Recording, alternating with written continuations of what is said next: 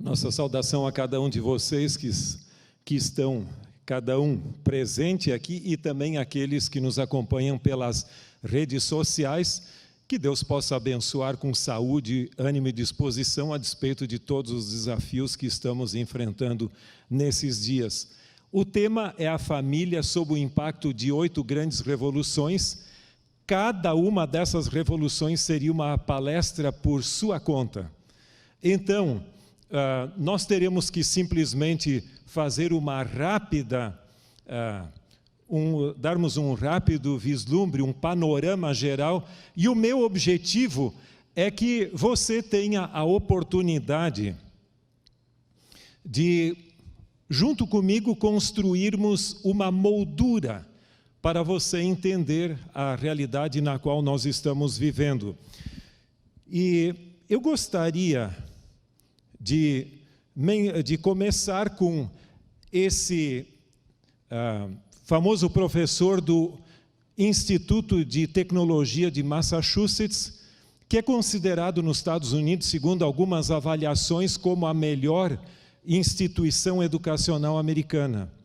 E eu estava ouvindo uma vez uma entrevista com ele, ali você tem as palavras textuais dele, no programa Roda Viva da TV Cultura, aqui de São Paulo. E ele diz que ao longo da história das civilizações, sempre os valores da cultura eram transmitidos pela mídia. O avô passava para o pai, no caso, e depois para o filho ou neto, e assim por diante, geração por geração.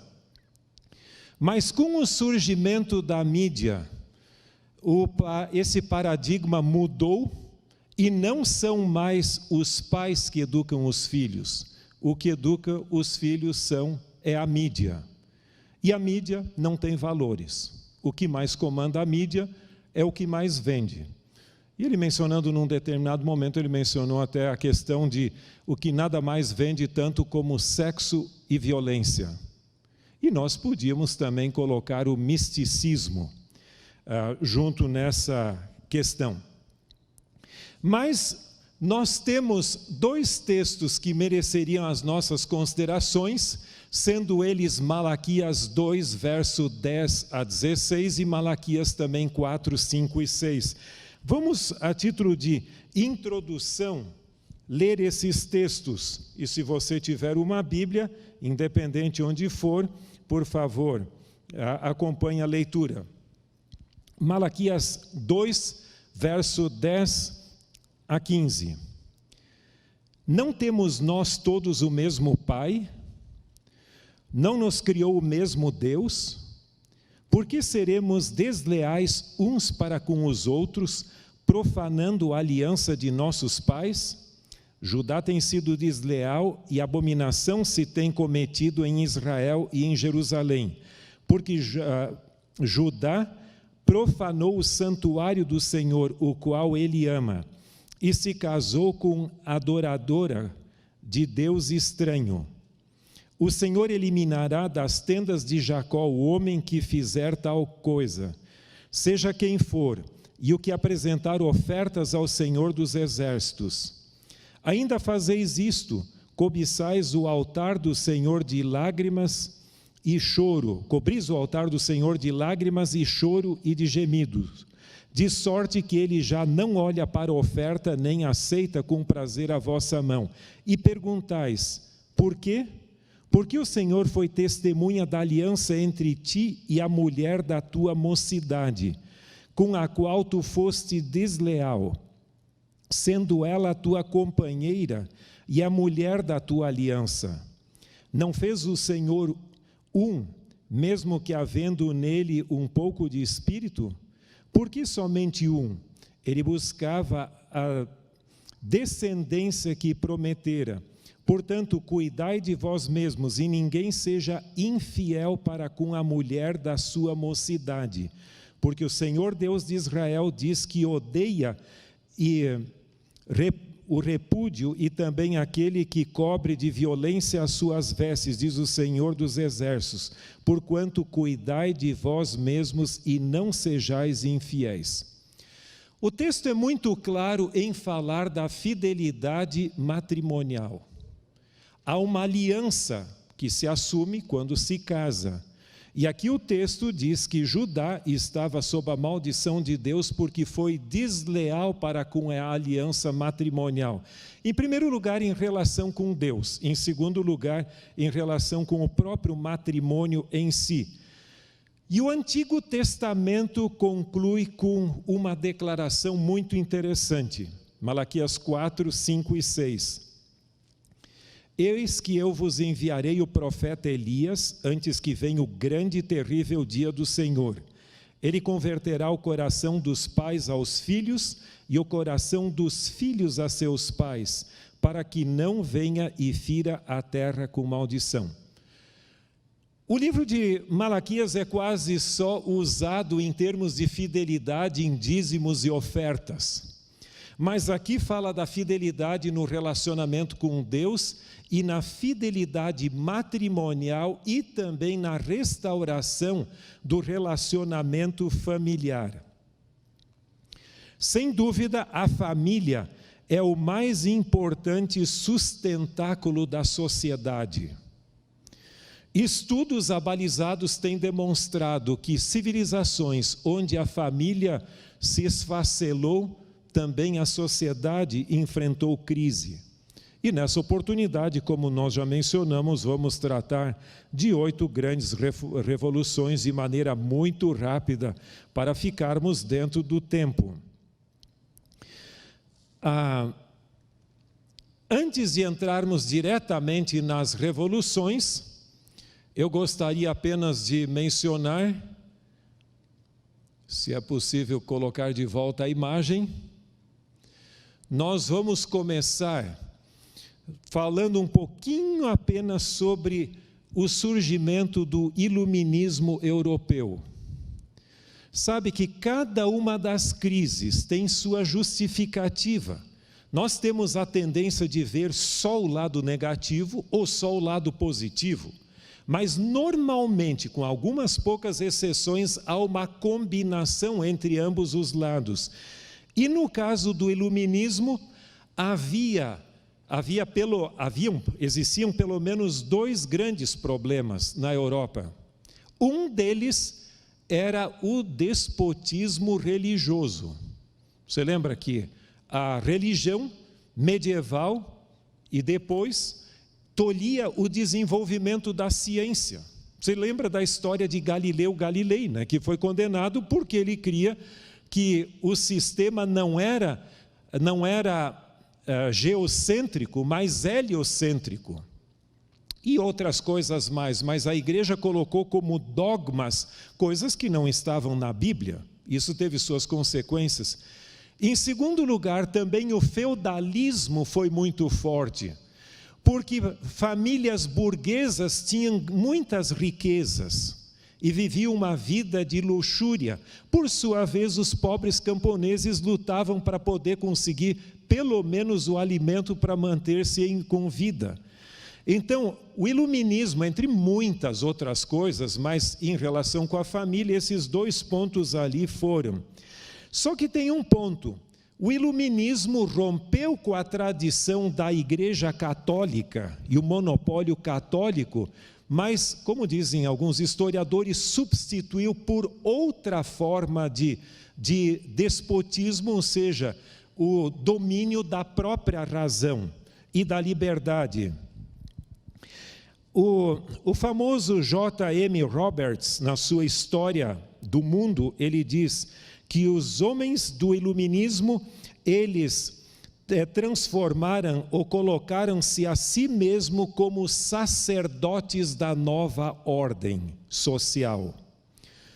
Um livro que foi muito influente naquela época foi a Teresa Filósofa, ou seja, esse livro foi publicado em 1798, original em francês, e é uma novela altamente pornográfica, mas ela tem um teor, e esse teor é basicamente o seguinte: de dizer que as religiões, toda forma de religião é uma invenção humana para manter o domínio das classes e manter a moralidade e as classes subjugadas, porque então se elas têm uma crença, é muito mais fácil governá-las. Não é isso algo lógico? Por outro lado, a moralidade também é outra forma de domínio. Muito podia se falar sobre isso, mas eu gostaria apenas de destacar um ponto. O iluminismo, principalmente na França, ele na época foi subjugado, mas ele semeou sementes que ao longo da história da civilização ocidental germinaram, e o que nós estamos vendo no nosso mundo, em termos de moralidade, é basicamente um reflexo do que o iluminismo semeou. Você tem também a Revolução Francesa, e essa Revolução Francesa, ela foi com forte ênfase na deusa da razão e da liberdade, não só da razão, a razão e a liberdade, e os instintos. Mas é óbvio que em 1804 você tem o Código Civil francês, que com seus 2.281 artigos, que realmente seguraram as coisas e não permitiram que essas ideias continuassem. Isso surgiu depois do Reino do Terror. Agora, quanto às revoluções em si, é bom ter em mente que nenhuma dessas revoluções generalizou, ou seja, dominou todo o mundo, não é assim. Mas elas desenvolveram ventos, ou melhor dito, quem sabe, ondas que influenciaram em alguns lugares mais ou menos. Então você não pode pegar e dizer, agora tudo aconteceu assim, não, por favor. Toda vez que se trata de revoluções, você tem que evitar uma coisa, que é uma grande tentação, que são as generalizações, que muitas vezes pessoas retóricas gostam de colocar para falar o seu ponto. Mas, em sentido geral, nas comunidades agrícolas e artesanais, a família normalmente trabalhava junto, dormia junto à noite, vivia junto, tomava as refeições juntas e depois também trabalhavam junto na lavoura ou no cuidado do gado, mas estavam sempre juntos. À noite era o momento em que eles conversavam entre si, na mesa da janta, então se jantava e ficava conversando, e os pais e avós transmitiam os valores e a história da genealogia da família e assim por diante. Mas esse modelo foi rompido pela Revolução Industrial, começando na Inglaterra, depois você tem a França, a Alemanha e outros países. E a Revolução Industrial, ela dividiu os países entre os países industrializados e aqueles que não eram industrializados, ou que a industrialização chegou posteriormente. Nesse período, principalmente a figura do pai de família foi tirado do círculo familiar, porque ele tinha que se deslocar da sua residência, onde quer que a família morava no interior, ir para um lugar distante trabalhar na indústria. As guerras na Europa eram frequentes. Os meus bisavós decidiram vir para o Brasil, pelo menos por parte de mãe, por causa da guerra terrível franco-prussa, onde praticamente os amigos estavam mortos, não havia ali água para beber nos córregos que estavam todos cheios de sangue. E eles disseram, isso não é um lugar seguro de viver, mas no caso do pai ser convocado para a guerra e morrer na guerra, normalmente a mãe ou o filho mais velho, alguns dos filhos tinham que assumir o trabalho em uma indústria para poder sobreviver. E a jornada de trabalho era cerca de 12 a 14 horas por dia num lugar extremamente insalubre. E muitas vezes a pessoa perdia a saúde na própria fábrica. Sem dúvida, nós temos depois a segunda revolução a que me refiro. Lembra que a Revolução Francesa foi, eu não conto como uma revolução direta, mas em relação com a família, mas em relação do que, na nossa sequência, eu coloco a Revolução Marxista como a segunda. Karl Marx e seu amigo Engels eram alemães, de origem judaica, mas que foram para a Inglaterra e presenciaram a situação difícil que ali existia.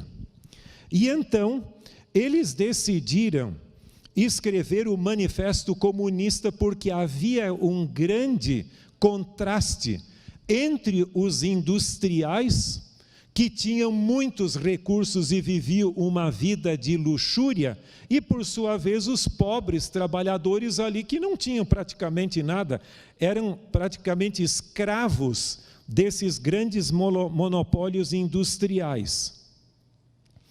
É interessante, em 1848 surgiu o Manifesto do Partido Comunista de coautoria entre Marx e Engels.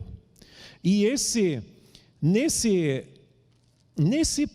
documento ainda aparece que uma das formas, uma das cláusulas diz claramente que deveriam abolir a família, que era um modelo burguês. Portanto, a preocupação de Karl Marx e Engels era mais do que justa pela exploração capitalista que ocorria naquela ocasião. Mas eles viam também o modelo familiar como sendo basicamente uma forma de domínio, de exploração. Há um livro, deixa eu ver uma coisa, não. Aquele segundo livro ali que está no próprio slide ali que vocês podem ver, que é o livro sobre a origem da família, a propriedade privada e o Estado.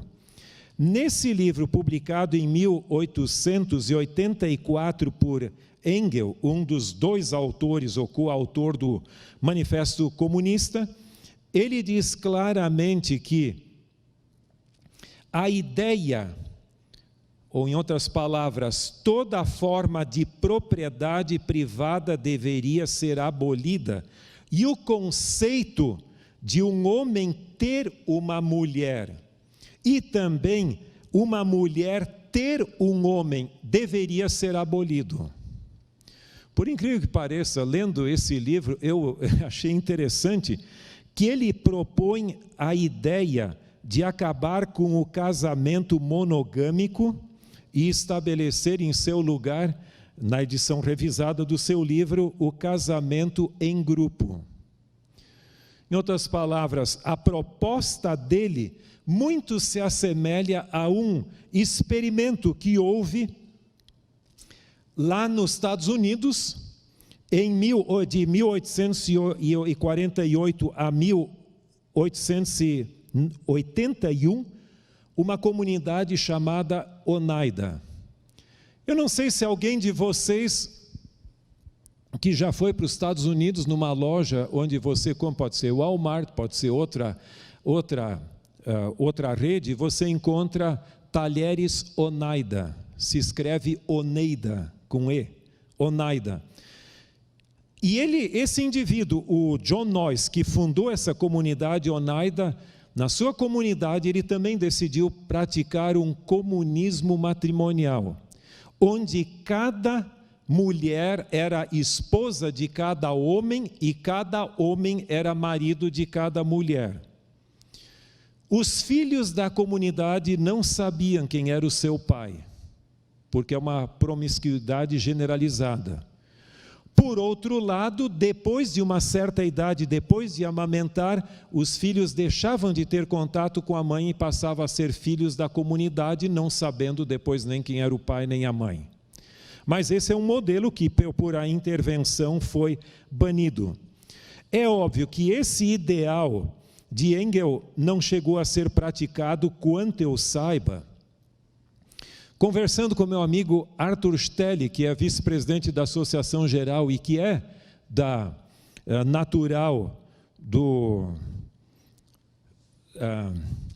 Cazaquistão, eu perguntei, e o ideal desse casamento múltiplo, da erradicação da família, foi praticado na ex-União Soviética? Ele disse não, porque as raízes da Igreja Ortodoxa eram muito fortes e não permitiram.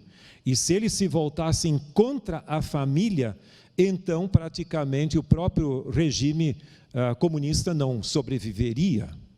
Então até passaram a apoiar a família. Então temos que ter em mente isso. Mas os ideais eram nessa direção.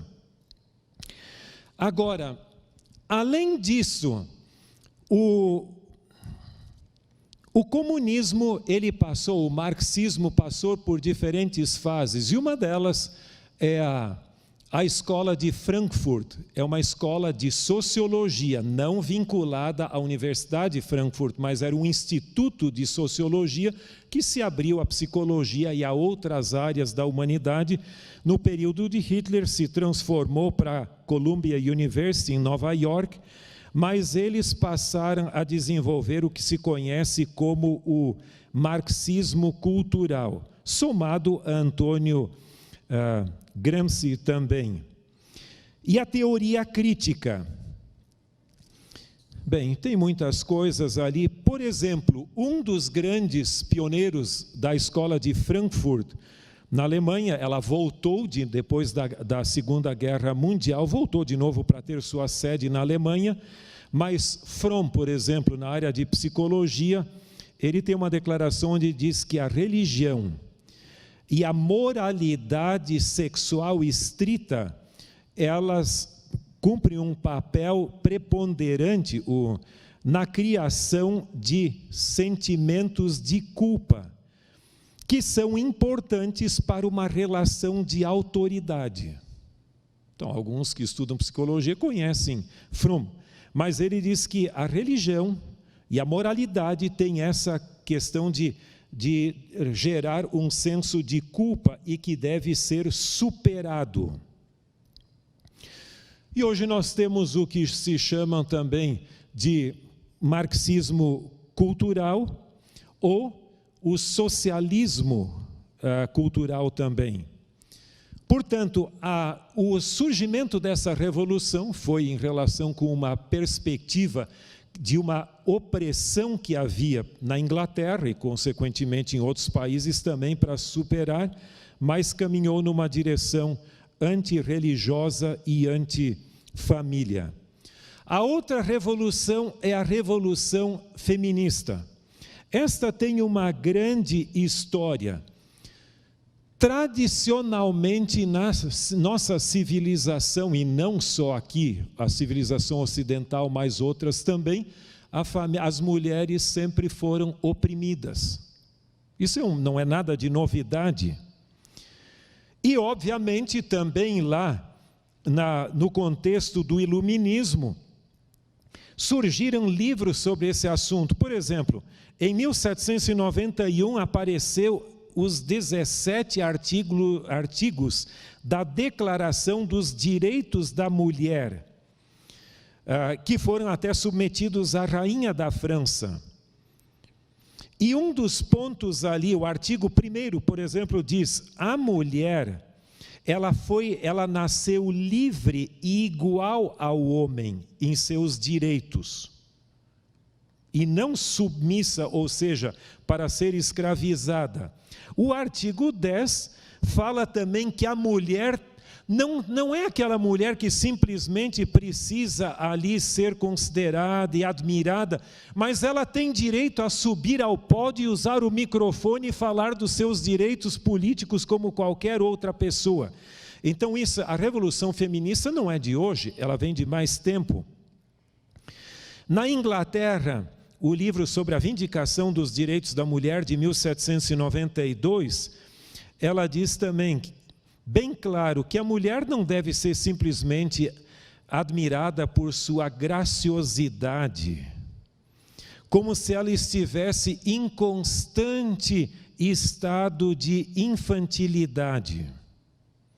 Você tem outro que, Simone de Beauvoir, que em seus 2 volumes, ela publicados em francês em 1949, ela fala agora de uma maneira mais radical, não superar as diferenças, mas ela fala da escravidão doméstica, e que essa escravidão acaba estimulando a infidelidade matrimonial até. Bom, temos muitas outras coisas, mas no caso dos Estados Unidos, normalmente, embora alguns desses livros foram traduzidos ao inglês, eu até cito alguns deles aqui em inglês mesmo, mas nos Estados Unidos um ponto de partida, um ponto fundamental para o início do movimento feminista é considerada a Convenção de Seneca Falls de julho de 1848, na parte superior do estado de Nova York. E era basicamente superar as dificuldades e a opressão que a mulher sentia naquela época. Por exemplo, uma das lutas das mulheres era conseguir o que se chama vulgarmente de lei seca, ou seja, a proibição da venda de bebidas alcoólicas em alguns lugares. Por quê? Porque as mulheres apanhavam em casa. Ser esposa de um marido beberrão é a pior coisa que tem. Elas eram espancadas, maltratadas, humilhadas. Mas esta agenda, que era muito no sentido de colocar a mulher no seu devido lugar, começou a assumir uma posição mais radical com a publicação de um livro sobre a mística feminina em 1963, colocando, no caso, o lar como sendo praticamente uma emboscada, housewife trap, ou seja, a emboscada onde a mulher entra, e o divórcio como sendo a saída.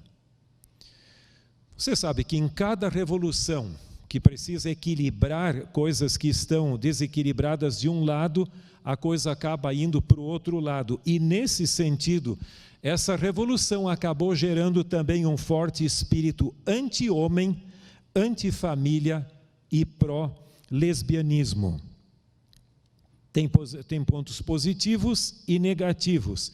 Também a questão de gerar filhos e a maternidade eram tidas por algumas representantes mais radicais como uma forma de escravidão doméstica.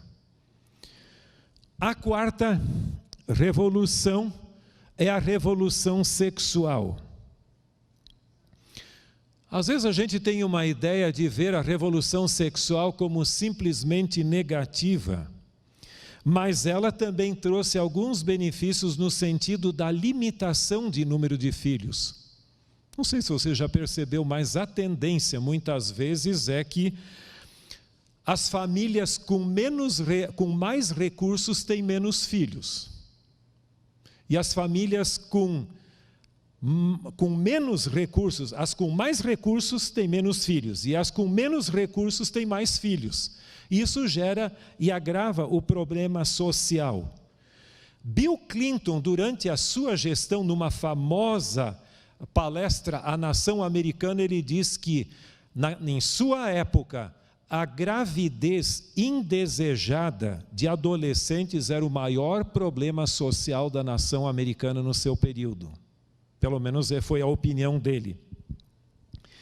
De qualquer maneira, a revolução sexual teve seu início. É lógico, você tem diferentes momentos na história da humanidade, mas um momento chave foi a influência de Sigmund Freud. E ele dizia, Sigmund Freud, que a moralidade, ela inibe a expressão do libido sexual das pessoas e geram ansiedades psiconeuróticas que precisam ser superadas através de uma libertação dessa situação.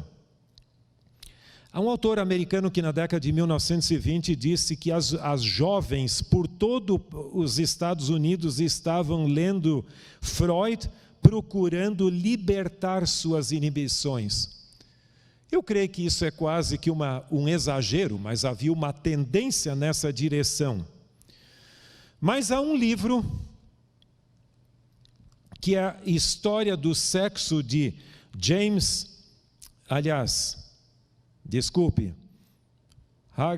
Haifner.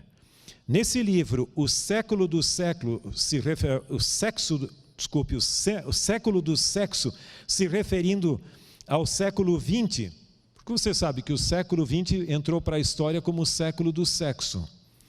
Ele fala no seu prefácio, esse James Peterson, ele diz que a revolução sexual não começou, como algumas pessoas dizem, na década de 1960.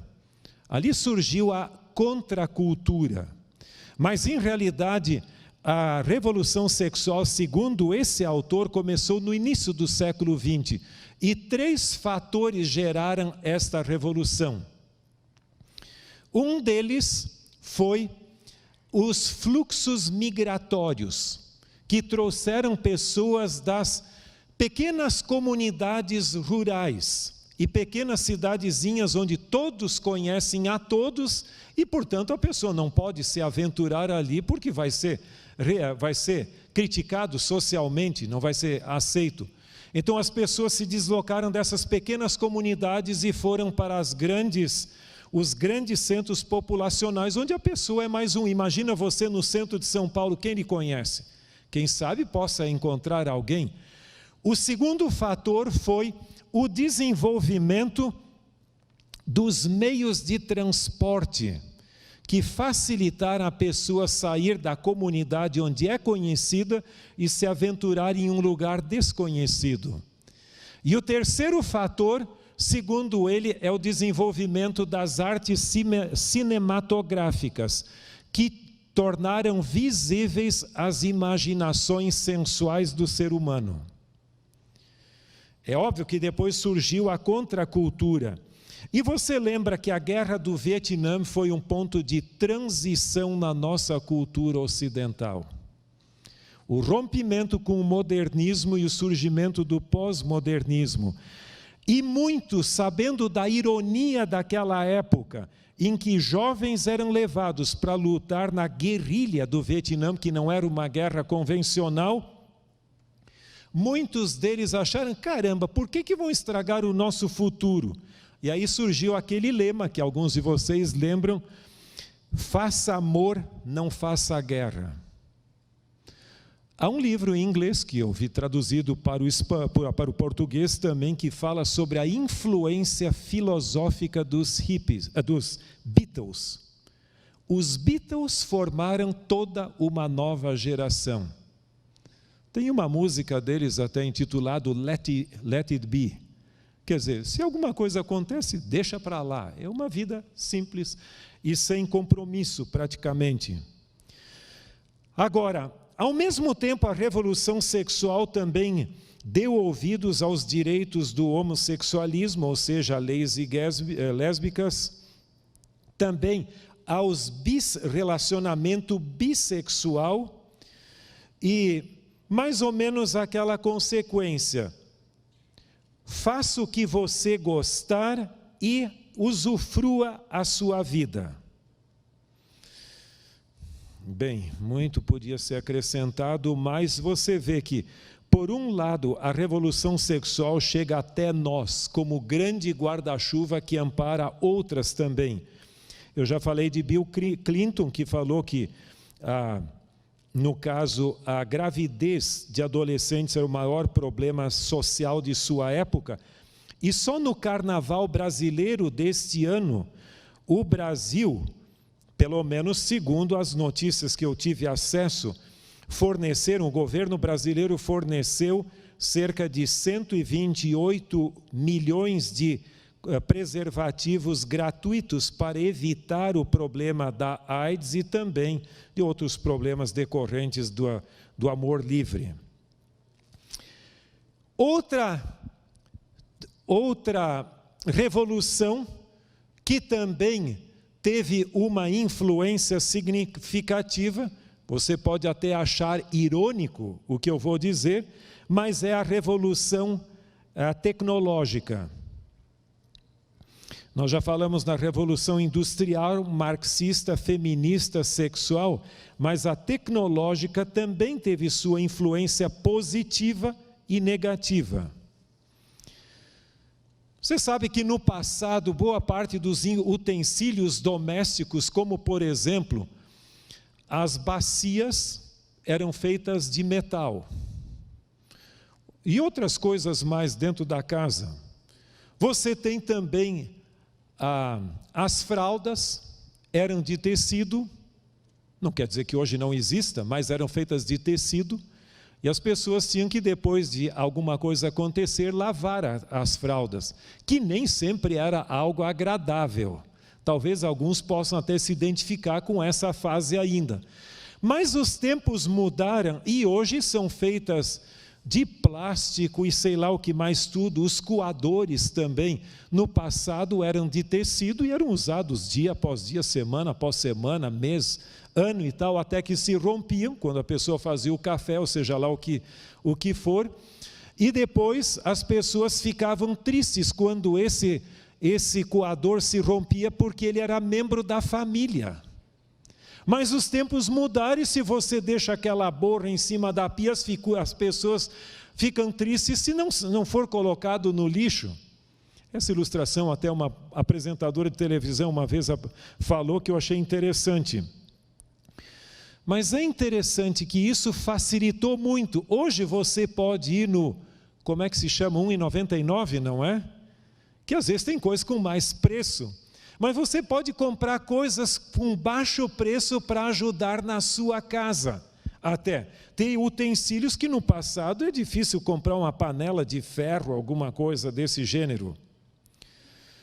Mas junto com isso também surgiu a ideologia do transitório e do descartável. Assim como você descarta coisas, você descarta relacionamentos, você descarta pessoas. Você é importante para mim, pastor, enquanto eu posso me beneficiar de você. Quando você não vai mais me beneficiar, saia do caminho, porque você será substituído por outra pessoa. E a mesma coisa acontece no casamento. Sabe que a Grande Depressão Americana de 29, que chegou ao clímax ali, gerou duas coisas. Praticamente a indústria americana estava quase falindo. E um indivíduo europeu, eu até cito aqui, mas não vem ao caso, ele gerou uma proposta muito interessante. E um dos pontos ali foi a questão da obsolescência planejada. Sabe que as coisas não podem ser muito boas, porque senão você não repõe. Também não pode ser muito ruim, porque senão você vai perder o freguês. Então você tem que ter aquele momento onde a sua geladeira vai estragar, não pode ser tão cedo, também não pode durar para sempre, mas aí para alimentar o comércio. E a segunda coisa é o modelo do ano. Caramba, o seu celular ainda é tal modelo? Você ainda tem o iPhone 7? Que é isso? Já saiu um novo agora, acho que foi esse mês passado ali, você tinha que ter um novo. Sabe, essa é uma maneira de tentar.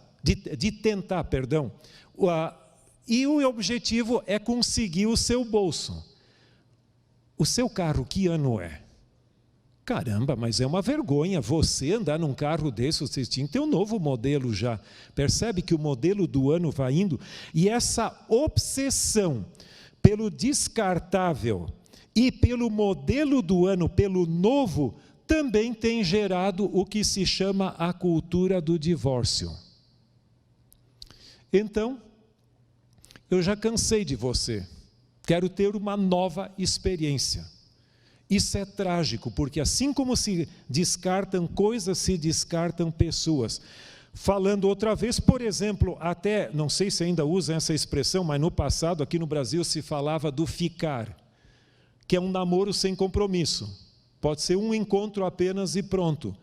É um reflexo dessa cultura também. A Terezinha Feres Carneiro, que é uma autora do Rio de Janeiro, ela fala que, lamentavelmente, o casamento se tornou deixou de ser uma função social para se tornar uma fonte de autossatisfação. Então, nós vamos casar, tá bom. O que você vai fazer para me tornar feliz? Não é o que eu posso fazer por você, é o que você vai fazer. E isso gerou o que também Bauman fala de a sociedade, o amor líquido e tantas coisas que são chamadas de líquido. Ele tem um monte de livros sobre esse assunto. A sociedade, a revolução tecnológica facilitou a aquisição de coisas, recursos e tudo, mas ao mesmo tempo complicou porque tornou os relacionamentos descartáveis também. A 7ª e penúltima revolução é a revolução cibernética, a revolução das comunicações. A internet surgiu nos seus primórdios na década de 1960, no contexto da Guerra Fria, onde o exército americano decidiu compartilhar informações estratégicas, mas era no início para uso militar apenas. Mas os tempos passaram e muitas coisas mudaram. Hoje a internet se virou uma obsessão.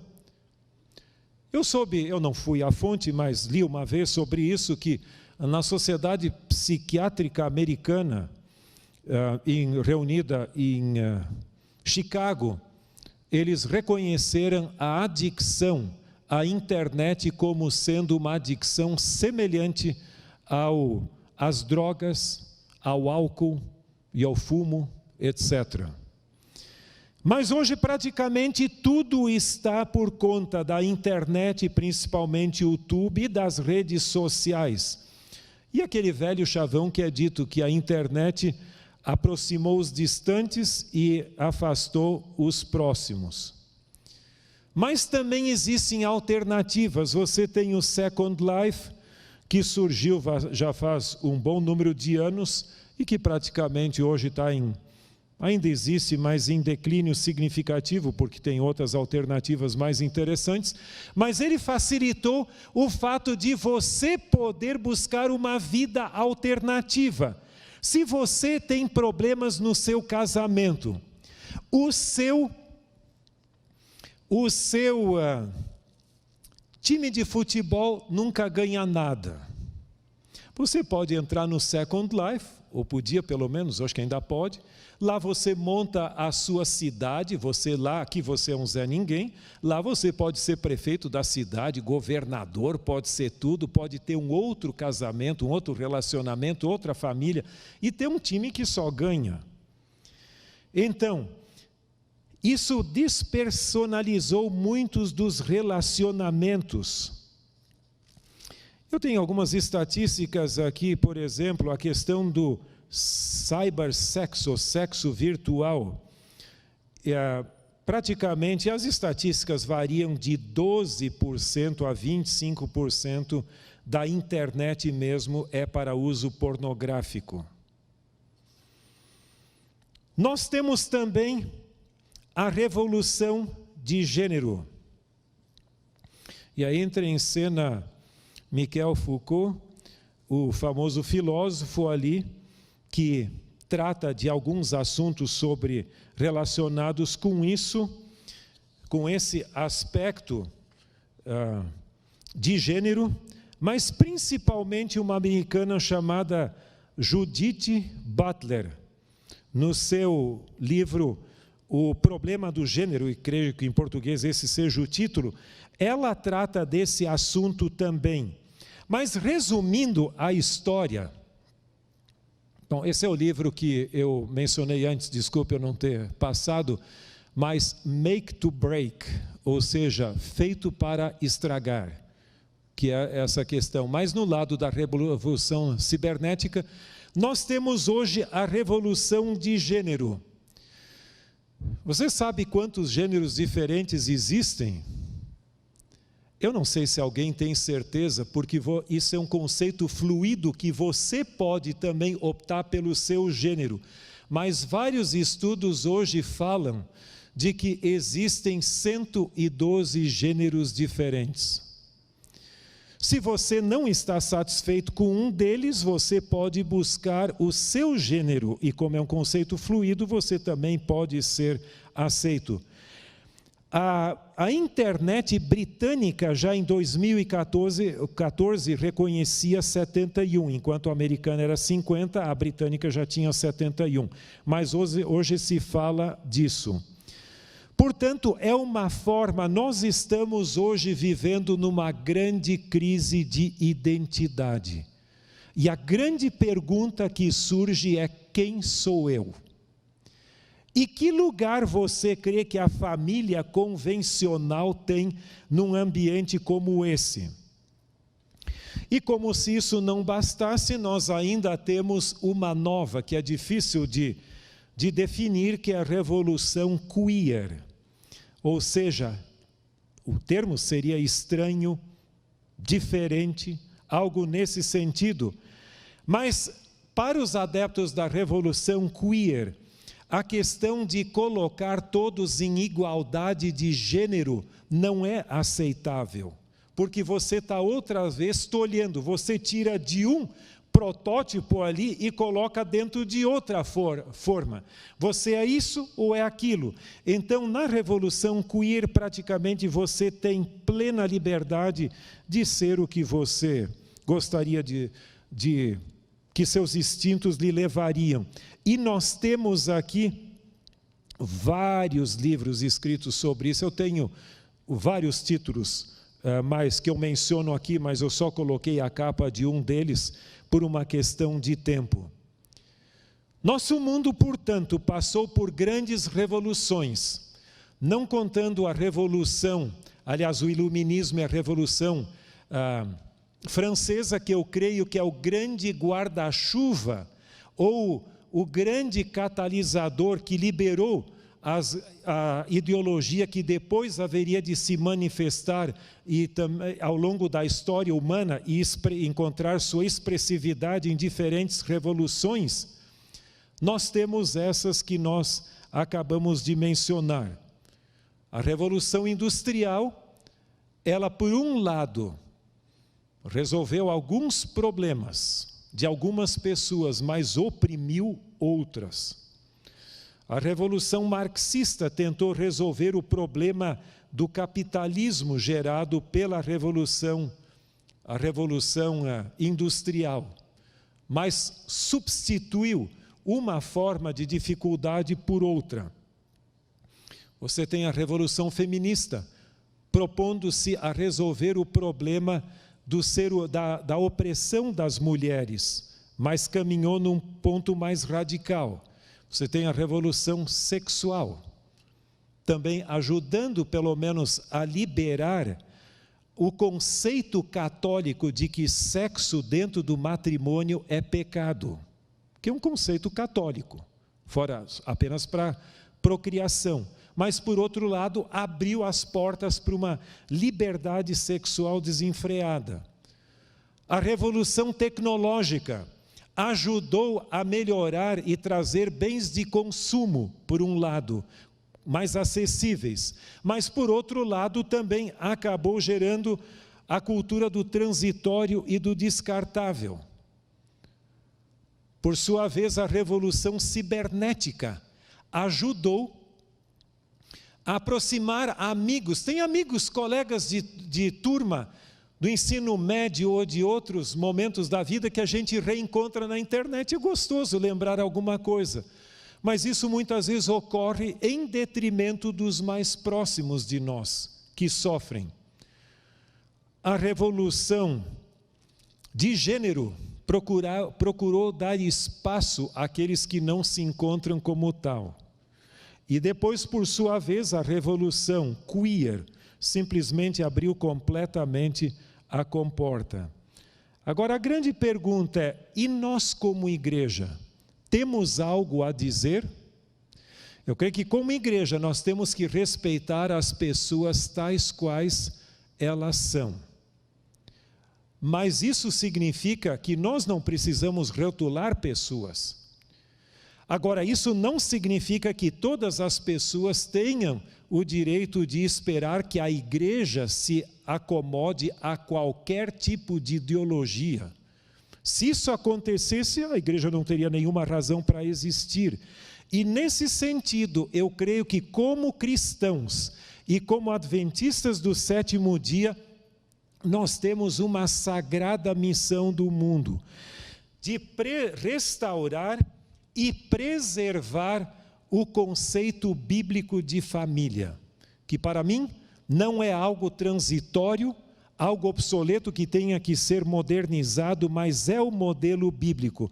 E não é sem motivo que Malaquias diz claramente: eis que eu vos enviarei o profeta Elias antes que venha o grande e terrível dia do Senhor. Ele converterá o coração dos pais aos filhos e o coração dos filhos a seus pais, para que eu não venha e fira a terra com maldição. Eu espero e oro que a sua família, quer seja em relação com os seus pais e irmãos, ou a família que você constituiu, possa ser um pequeno exemplo na terra, onde a família está se esfacelando do ideal de Deus para a humanidade. E que sua família possa não apenas ter estabilidade aqui, mas ela possa perpetuar-se pela eternidade. Deus abençoe. Amém.